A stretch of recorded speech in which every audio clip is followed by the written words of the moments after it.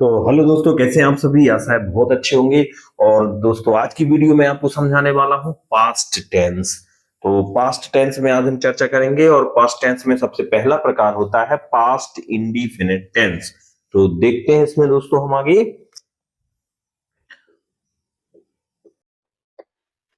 आप टेंस पढ़ रहे हैं past, past indefinite, indefinite tense. तो दोस्तों, इसकी हेल्पिंग वर्ब जो होती है वो होती है डिड। क्या हेल्पिंग वर्ब होती है? डिड। अब डिड सिंगुलर हो या प्लूरल हमें कोई लेना देना नहीं है, हमें केवल डिड यूज करना है। और इसमें नोट होता है, बड़ा इंपॉर्टेंट सेंटेंस है दोस्तों ये पेपर की दृष्टि से, कि इस टेंस में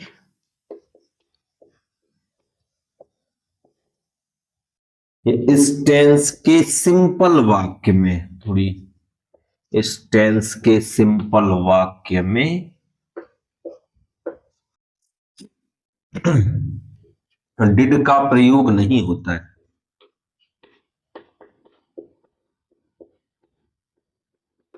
नहीं होता है, उसके स्थान पर मेन वर्ब का सेकेंड फॉर्म लगाते हैं। अब इसके स्ट्रक्चर देख लेते हैं। तो देखिए दोस्तों, पास्ट इंडिफिनिट टेंस में मैंने आपको एक नियम बताया है कि इस टेंस के सिंपल वाक्य में डिड का प्रयोग नहीं होता है, उसके स्थान पर मेन वर्ब का सेकेंड फॉर्म लगता है। अब मैं आपको बताने वाला हूं सिंपल का स्ट्रक्चर की। सबसे पहले क्या आने वाला है? सब्जेक्ट। सब्जेक्ट के आगे सीधा मेन वर्ब का सेकेंड फॉर्म प्लस ऑब्जेक्ट। अब इस टेंस के सिंपल वाक्य में कोई हेल्पिंग वर्ब नहीं होती है। बिना हेल्पिंग वर्ब वाले अपन लोगों ने दो टेंस पढ़े हैं। एक तो पढ़ा है प्रेजेंट इंडिफिनिट का सिंपल, जिसमें एस या एस और मेन वर्ब का फर्स्ट फॉर्म होता है, वहां कोई हेल्पिंग वर्ब यूज नहीं होती है। वैसे ही पास्ट इंडिफिनिट का सिंपल है, जिसमें हम सेकेंड फॉर्म यूज करते हैं, इस पे भी कोई हेल्पिंग वर्ब यूज नहीं होती, इसके नेगेटिव और इंट्रोगेटिव में होती है। तो आगे देखते हैं हम नेगेटिव के स्ट्रक्चर। तो नेगेटिव में सबसे पहले सब्जेक्ट आएगा, सब्जेक्ट के बाद आपका डिड, डिड के आगे नॉट, नॉट के आगे मेन वर्ब का फर्स्ट फॉर्म आएगा। क्या आएगा दोस्तों? First form plus object. एक और देख लेते हैं इंटेरोगेटिव। तो इंटेरोगेटिव में हम सबसे आगे अपना डिड लिखेंगे। क्या आएगा दोस्तों? डिड आएगा, डिड के बाद सब्जेक्ट आएगा, सब्जेक्ट के आगे आपका मेन वर्ब का फर्स्ट फॉर्म, इसके आगे ऑब्जेक्ट, और ऑब्जेक्ट के बाद क्वेश्चन मार्क चिन्ह। तो ये सिंपल नेगेटिव या इंट्रोगेटिव ज्यादातर आते हैं। अगर डबल इंट्रोगेटिव आता है, इंट्रोगेटिव एंड नेगेटिव आता है, तो आपको डिड सब्जेक्ट के बाद नोट जोड़ देना होता है। बस एक एग्जांपल लिख लेते हैं, फिर मैं इससे बहुत सारी प्रैक्टिस करवाने वाला हूं, क्योंकि एग्जाम की दृष्टि से बहुत इंपॉर्टेंट टेस्ट है, टेंस है आपका, बहुत इंपॉर्टेंट है। तो इसलिए मैं बहुत सारे क्वेश्चन अभी आपको देने वाला हूं। अभी आप केवल एक सेंटेंस लिख दें, दे डिड इट। अब ये दोस्तों बहुत अधिक पूछी जाने वाली वर्ब है डिड। डिड में डू, डू होता है फर्स्ट फॉर्म, डू माने होता है करना, और डिड होता है इसका सेकेंड फॉर्म, और डन होता है इसका थर्ड फॉर्म। ये आपको याद रखना है सभी को, ये वाली मेन वर्ब। तो ये आपका सब्जेक्ट है, ये आपकी मेन वर्ब का सेकेंड फॉर्म है। किसका सेकेंड फॉर्म है? डू का। और ये क्या है आपका? ऑब्जेक्ट। तो देखें, सिंपल टेंस में सबसे आगे सब्जेक्ट आता है, सब्जेक्ट के आगे मेन वर्ब का सेकेंड फॉर्म आता है, इसके बाद ऑब्जेक्ट। और अगर हम इसको नेगेटिव बनाएं, इसी प्रकार से आएगा मेक नेगेटिव, तो सबसे आगे हमें सब्जेक्ट रखना होगा, सब्जेक्ट के आगे हम डिड नॉट। आप स्ट्रक्चर फॉलो करिए, नेगेटिव का सब्जेक्ट, सब्जेक्ट के आगे डिड नॉट के बाद मेन वर्ब का फर्स्ट फॉर्म लगाना है। और मेन वर्ब का फर्स्ट फॉर्म किसका? डिड का। और डिड का फर्स्ट फॉर्म क्या होता है? डू। अधिकतर बच्चे ये डू खा जाते हैं। आगे आएगा इट। एक और एग्जांपल दे देते हैं हम। ही एट मैंगो। अब दोस्तों इसको आपको बनाना है नेगेटिव और बताएं क्या आएगा। मैं थोड़ा सा टाइम दे रहा हूं, बनाएं इसको, क्या आएगा बना के देखें और फिर मैं आपको बताता हूं। एट जो होता है वो ईट का सेकेंड फॉर्म है। ईट, एट, ईटेन, इसका सेकेंड फॉर्म होता है एट। एट आपकी मेन वर्ब का सेकेंड फॉर्म है। तो सबसे आगे इसको बनाने में क्या रखेंगे? सबसे आगे हम ही, इसके बाद क्या लगाएंगे? Did not. डिड नॉट के बाद फर्स्ट फॉर्म ईट, और ईट के बाद आपका ऑब्जेक्ट आ जाएगा मैंगो। तो अब मैं कुछ सेंटेंस आपको देने वाला हूं जो आप और मैं मिलकर के उन्हें बनाएंगे। तो देखते हैं, बने रहें आप हमारी वीडियो में। तो देखें दोस्तों इसके एग्जाम्पल कुछ जो आपको सोल्व करना है, पीछे से मैं भी बताने वाला हूं, तो आप समझें इसको और करें। You bought wall yesterday. तो अब आपको पता होना चाहिए BUY, बाई माने होता है खरीदना। ये मेन वर्ब का आपका फर्स्ट फॉर्म है। इसका सेकेंड फॉर्म होता है BOUGHT, ये आपका सेकेंड फॉर्म है। और थर्ड फॉर्म होता है BOUGHT। तो आपको ये समझ लेना है कि बॉट क्या होता है? Second form.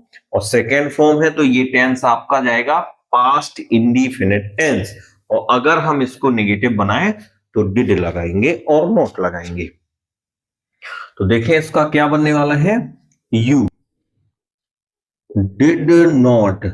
मैं सबसे अच्छा तरीका बता रहा हूं कि आप भले ही वीडियो पॉज कर दें और पहले इन्हें आप अपने रजिस्टर में बना लें, इसके बाद आप समझ लें साथ में, जिससे अगर आप कोई गलती कर रहे हैं या कोई पार्ट आपको समझ नहीं आ रहा है तो वो समझ भी आ जाएगा, रिपीट भी हो जाएगा और चेक भी हो जाएगा कि हमने जो बनाए थे वो सही बनाए थे या गलत, कहीं मिस्टेक हुई है क्या, ऐसा।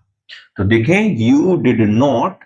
अब इसका हमें फर्स्ट फॉर्म लगाना पड़ेगा BUY, बाई वॉल यस्टरडे। ये रहा दोस्तों, ये बन गया। इसको देखते हैं। इसका फर्स्ट फॉर्म होता है MEET, मीट माने मिलना। इसका सेकेंड फॉर्म MET और थर्ड फॉर्म भी MET ही होता है। तो देखें ही मीट, MET मीट है तो फर्स्ट फॉर्म है, और MEET है तो सॉरी MET है तो सेकेंड फॉर्म है, और MEET है तो वो फर्स्ट फॉर्म है। तो ही डिड नॉट, इसके बाद इसका फर्स्ट फॉर्म लिखना होगा जो होता है MEET, meet me last Saturday. ये रहे दोस्तों। तो ये आपका नेगेटिव बन गया है। इसका इंटेरोगेटिव बनाना है तो बेंट, फर्स्ट फॉर्म इसका होता है बेंड।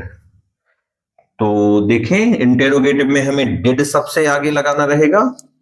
डिड के बाद हम आई, इसका first form bend, BEND bend. The stick, ये रहा दोस्तों, और क्वेश्चन मार्क चिन्ह, क्योंकि हम इन्हें इंटेरोगेटिव बनाया है। प्रश्नवाचक में हेल्पिंग वर्ब सबसे आगे लाना है, तो आपने डिड लिख दिया है, आई बेंड द स्टिक।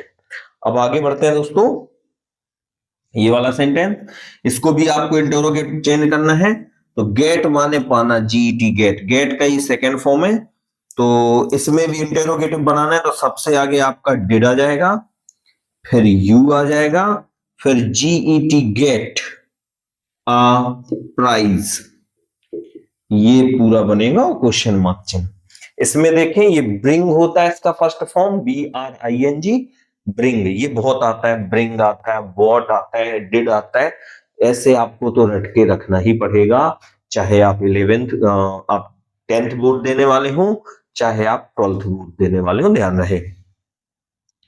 तो चेंज इनटू नेगेटिव में सबसे आगे आपको मदर, मदर, मदर के आगे क्या आ जाएगा दोस्तों, नेगेटिव बना रहे हैं तो इसके बाद डिड नॉट, फिर आने वाला है बॉट, बॉट के बाद में ट्वाइस, बॉट नहीं आएगा, इसका ब्रिंग आएगा फर्स्ट फॉर्म BRING। हमने आपको बताया कि डिड नॉट के साथ मेन वर्ब का फर्स्ट फॉर्म आता है, तो क्या आने वाला है यहाँ पे, ब्रिंग। तो दोस्तों आप हमें बताएं कि आप इसमें से कितने सही हुए हैं, 5 में से किसने 5 के 5 सही किए हैं, हमें जरूर बताएं आप कमेंट बॉक्स पर। और चलते हैं हम एक और टेंस में। तो देखिए दोस्तों, अब हम पास्ट इंडिफिनिट के बाद अगले टेंस में चलते हैं, पास्ट कंटिन्यूअस टेंस। इसको भी थोड़ा समझ लेते हैं, बहुत सिंपल है ये।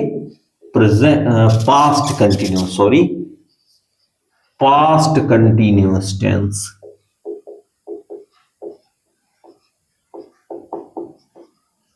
इसकी जो हेल्पिंग वर्ब आपकी होने वाली है वो होने वाली है वाज या वर।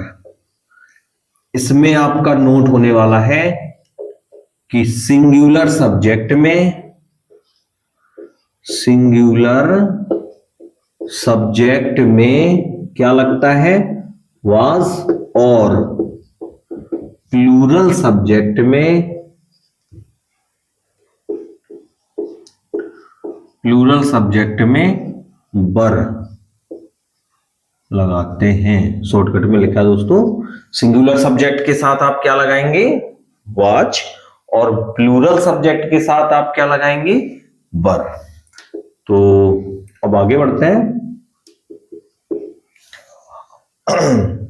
ध्यान रहे, और कंटिन्यूअस कोई सा भी हो, मेन वर्ब के फर्स्ट फॉर्म में ING यूज करते हैं। तो सीधा स्ट्रक्चर में ही देख लेते हैं, सारी चीजें कवर हो जाएंगी।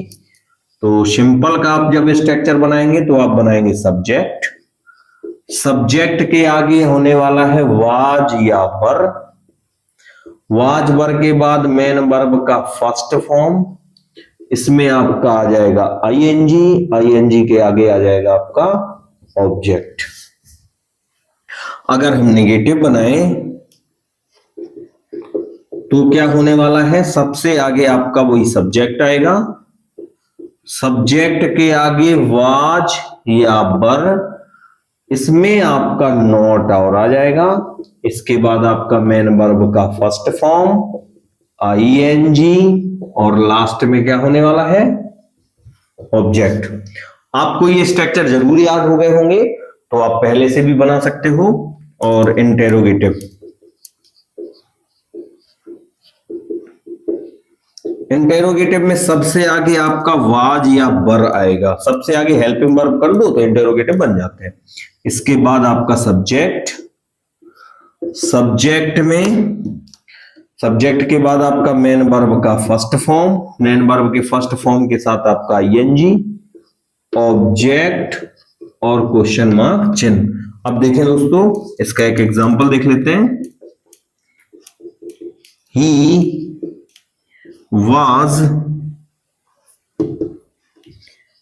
eating food, ये रहा इसका example, he was eating food। अगर आप इसको नेगेटिव बनाएं,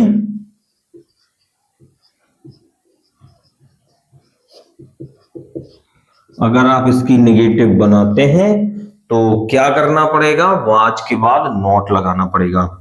तो ही was not eating food। अब दोस्तों एक टाइप से और आता है, मैं आपको बताना चाह रहा हूं। जैसे आपसे पूछा जाएगा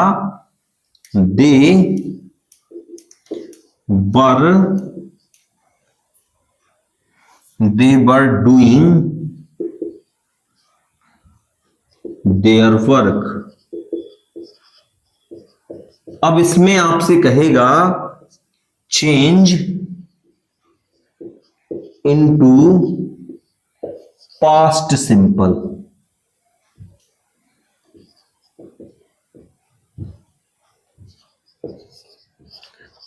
अब ये सेंटेंस अगर आ गया, तो अब आपको एक टेंस से दूसरे टेंस में बदलना सीखना है।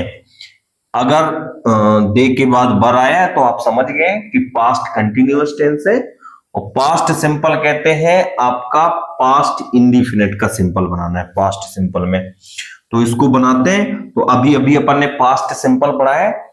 पास्ट के सिंपल में सबसे आगे सब्जेक्ट आएगा, सब्जेक्ट के बाद में सीधा मेन वर्ब का सेकंड फॉर्म आ जाएगा, और मेन वर्ब के सेकंड फॉर्म के बाद सीधा ऑब्जेक्ट। तो पहले हम ये समझ लेते हैं कि इसमें सब्जेक्ट कौन है। तो दे सब्जेक्ट हो गया, दे के बाद बर आपका हेल्पिंग वर्ब है, ये हटने वाला है जब हम पास्ट सिंपल बनाएंगे या पास्ट इंडिफिनिट बनाएंगे।